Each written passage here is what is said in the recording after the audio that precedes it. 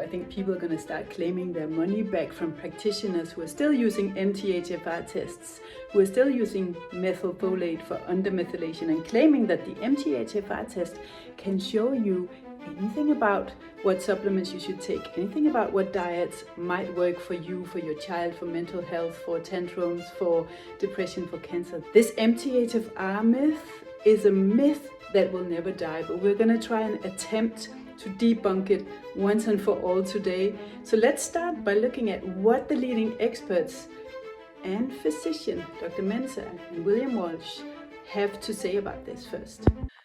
Oh, and by the way, stick to the end, because at the end of this podcast, I'll share with you how you can train with the best practitioners when it comes to actually understanding methylation and how that affects neurotransmitters, enzymes, hormones, detoxification, and everything that has to do with what you need to know in order to choose supplements and nutrients for your child with these symptoms, and why the MTHFR test is something that you should not spend your money on. It's dangerous. So let's get started. I'm going to make it very, very simple.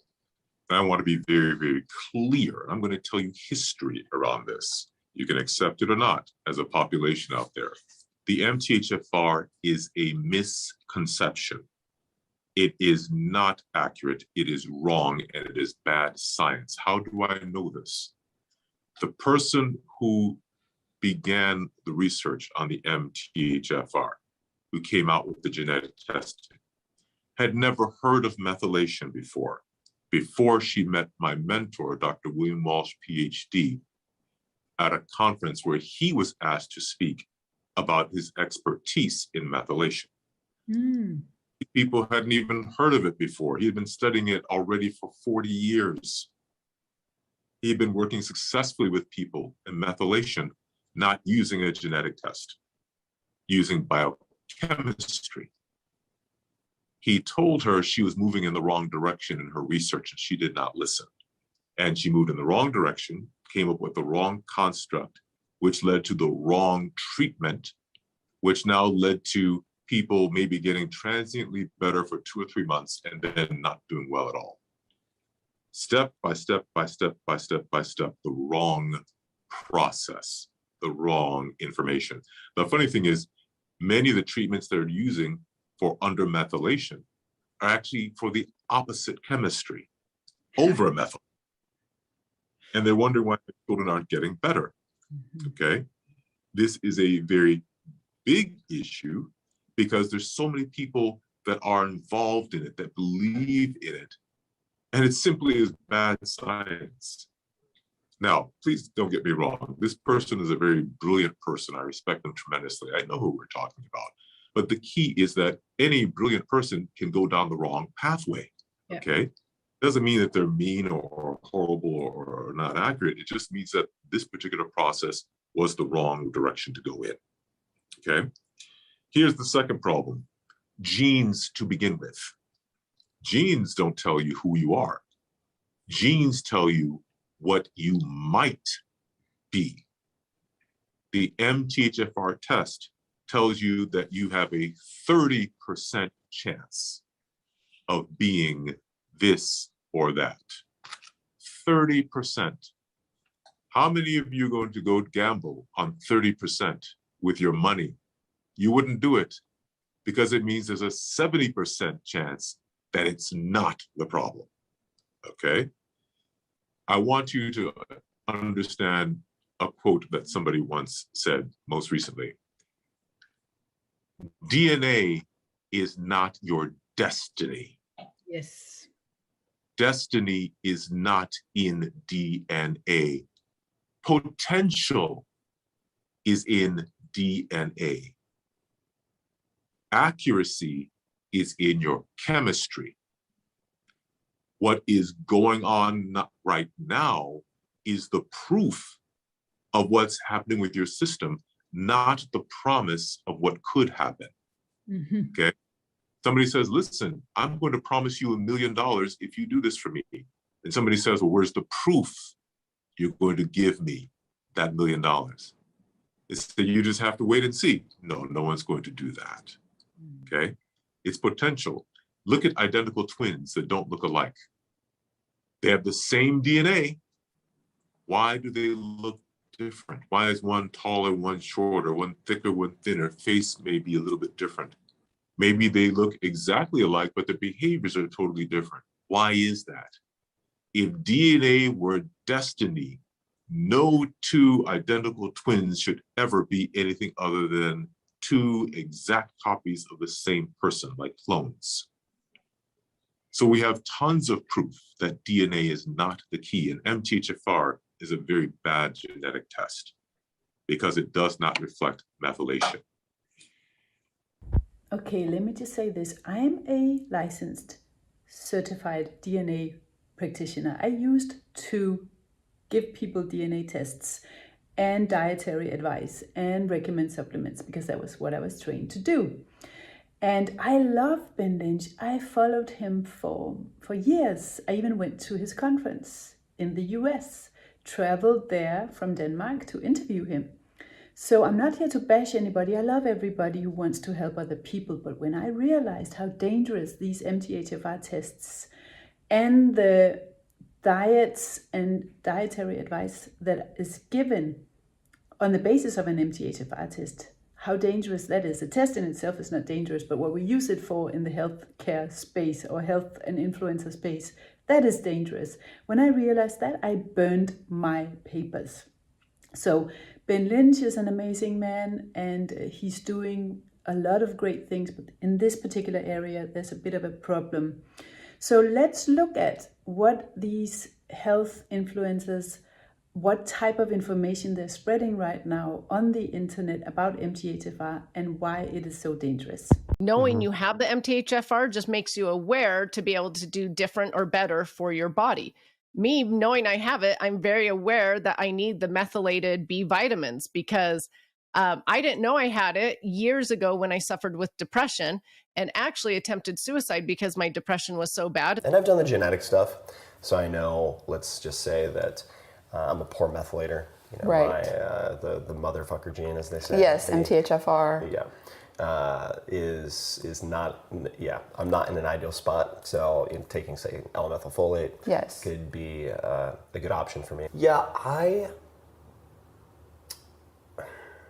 I haven't noticed many changes in blood markers, and I haven't noticed subjective changes in, say, performance or clarity or anything like that. Yeah, my friends, family, etc. I'm telling everyone to do it. And so my mother-in-law got genotyped, and we found out that she is homozygous for MTHFR, meaning that her MTHFR enzyme only produces about 10, or is working at about 10 to 20% efficiency.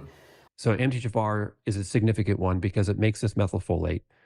And then why is methylfolate so important? Because it supports this pathway called methylation. And so you hear folate, folic acid, then you hear methylfolate, and then you hear methylation. Okay, that methyl keeps coming up. And that methyl is that simple compound, and that compound gets passed to different things. And so basically, methylation is responsible for hundreds and hundreds, possibly thousands of biochemical things that are happening in your body constantly, all day, all night, every millisecond of your life.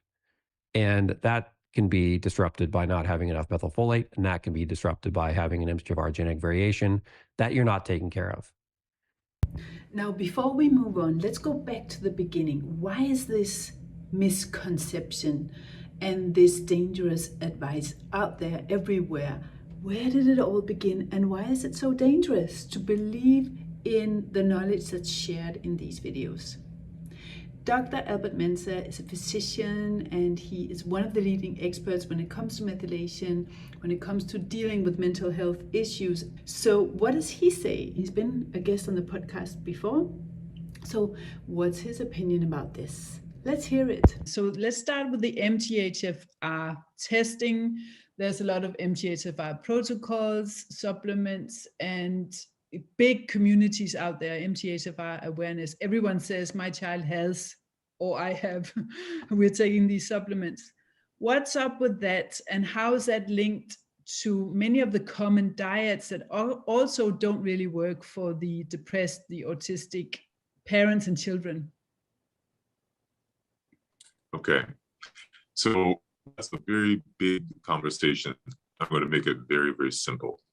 I want to be very, very clear. I'm going to tell you history around this. You can accept it or not as a population out there. The MTHFR is a misconception. It is not accurate, it is wrong, and it is bad science. How do I know this? The person who began the research on the MTHFR, who came out with the genetic testing, had never heard of methylation before she met my mentor, Dr. William Walsh, PhD, at a conference where he was asked to speak about his expertise in methylation. It doesn't matter whether we gave them folic acid, folinic acid, or N-methylfolate. These undermethylated people would get dramatically worse. They were terribly intolerant. And the question is why? And because we've known for more than 20 or 30 years that undermethylation is usually best treated with folates and B12. So why were these people getting worse? Now, people have been trying recently to use popular genetic testing to try to identify looking at SNPs for the methylation cycle, such as MTHFR and other SNPs in the cycle, to determine whether a person is undermethylated, and then more importantly, trying to decide whether or not a person should receive methylfolate or methyl B12 or specific nutrients. And what we find is that this technology, which is very wonderful, and already is helping people determine whether they have, for example, a tendency for breast cancer or a tendency for Alzheimer's disease, it's not really quite there yet in identifying a person's methylation status. And the reason is partly because the genetic studies are focused on undermethylation and at this point fail to evaluate or include overmethylation and SNPs that can cause overmethylation. And really what we have is a tug of war between SNPs that cause undermethylation and SNPs that cause overmethylation. Almost all the children with autism are undermethylated. A few are actually overmethylated. Now, remember, methyl is a controller. It is a switch that turns things on and off. If you don't have enough of those switches present, okay, you're not going to have proper cognitive functioning and very difficult body function in other areas. So if you are looking to take multivitamin or giving a child a multivitamin who is undermethylated and it's high in folic acid, it just makes them worse behaviorally. I have a really important message for you. If you're confused and if you are intrigued by this information and you want to be trained by the best practitioners in the world about this. You want to understand what your child's bio-individual triggers are, but you don't want to delegate that responsibility to yet another expert, and you're tired of this confusion, you're tired of the endless tests, you're tired of not knowing who to trust. I only trust 2 practitioners in the whole world. Mensah is one of them. And the other one is actually training moms inside my membership to understand by lived experience, what is this all about? This methylation, how do I understand what my child's triggers are, symptom triggers? How do I understand my child's methylation levels? And how do I test it and adjust it? What tests are a waste of time? What can I do with food and nutrition? Because if you don't become an expert in understanding symptoms for yourself and adjusting nutrition and lifestyle accordingly, you will forever be chasing the answers on YouTube and with other practitioners.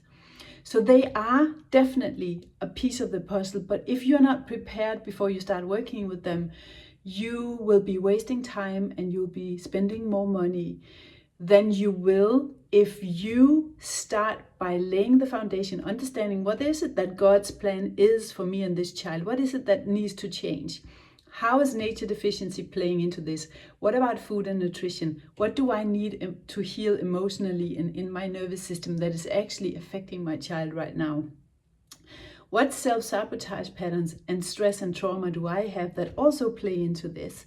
And how can I learn to adjust nutrition and lifestyle so that every symptom that I have in my body, I know how to adjust? Because let's face it, how are we going to help our children through a jungle that we've never been walking through.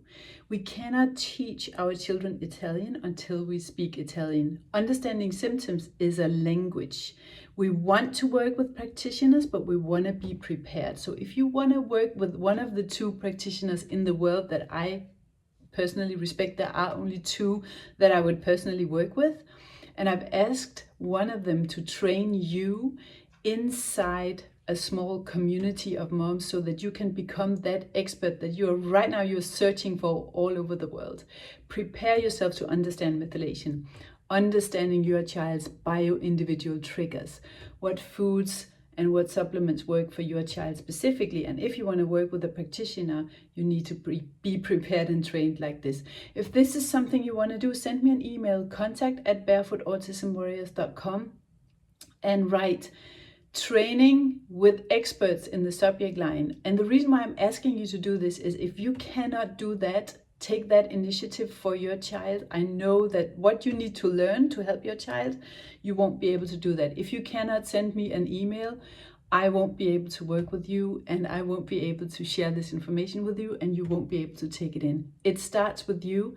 It starts with your healing and with your nervous system. Sorry. So with that said, let's get back to the podcast. You can take 1 milligram of vitamin B6 and it's not going to treat a methylation disorder. It's not going to even be part of it. It is simply something for the body to help subsist. People, let me share with you. When you're dealing with cognitive disorders, mind disorders, brain disorders, it requires several times the concentration of the recommended daily allowance. Several times. We're talking about a nutraceutical, an almost pharmaceutical drug-like concentration in a natural element. That is nature's treatment. Requires high concentration. Multivitamins are in such minuscule amounts, the average multivitamin would not even affect a child of age 3. That's how low the dosage is. So you can take it, it's likely not going to harm you, but it's not going to help you. Okay. Now, if you've got something like copper toxicity, then even the small milligram dosages of copper in a multivitamin can be a bit of a problem. Now, B complex, this one bothers me. It's been bothering me a very, very long time because we treat B vitamins as though they're the same thing. They are not. They're not in a family outside of the fact that they're called B. Vitamin B1 is different from vitamin B2, is different from vitamin B3, different from B9 and B6. They should be treated as individual elements, and that's what we do in our field. You have to, you cannot just say, take a B complex. Why? Niacinamide is classified as a B vitamin. It is contraindicated in someone who is undermethylated. However, somebody who is undermethylated. Yeah, why is that? Yes. Well, because what niacinamide does is that it actually lowers dopamine level. And if you're an undermethylated person, you typically have low levels of serotonin, dopamine, norepinephrine, and calming neurotransmitters like GABA, gamma-aminobutyric acid. So if you're already low in dopamine, why would you take something that's going to lower it even more? It makes you worse. Yet it's in a multivitamin, and it's in a B complex. So what a person may need is they may need vitamin B1, they may need vitamin B6, but they don't need vitamin B3. Or B5, pantothenic acid, is also in a B complex and also not useful for undermethylators in general. And of course, in the B complex, we have folic acid. We've already talked about folic acid. So now if you're an undermethylator taking a B complex, you're exposing yourself to 3 elements on minimum. Folic acid, niacinamide, and pantothenic acid that are virtually contraindicated in undermethylators. Now, if you're an overmethylator, wonderful. A B complex, not a problem for you, okay? Because everyone can use the other Bs, but those 3 that cause problems for undermethylators are actually beautiful for treatment for you as an overmethylator. But now let's be functional. A B complex is also typically not in any high enough concentration to provide any true benefit, but it could do harm in the wrong category of methylation disorder. You might be confused, you might be mind blown, you might be intrigued, ready to dive in, you can do one of two things. Watch the full episodes, and I really encourage you to do that to understand the complexity of under-methylation, over-methylation, and the tug of war between the two, and why a gene test and supplementation based on that is not the way to go. You might also think, I want to get started. I want to talk to you, Ninka, or someone else about what's going on with my child specifically. If that's the case, send me an email, contact@barefootautismwarriors.com, and we'll figure out what's going on, what might be broken and missing, causing these issues in your life and in your child, and see how we can get your child to more independence without delegating that responsibility completely, because there's a plan for you as well. So I hope you enjoyed this episode. Stay tuned for more. Subscribe to the channel and like it. Share it with someone else. That way you support this knowledge getting out to people. It's really hard for me to reach people with this message as it is, so you can help save some people from bad information. Until next time, take care.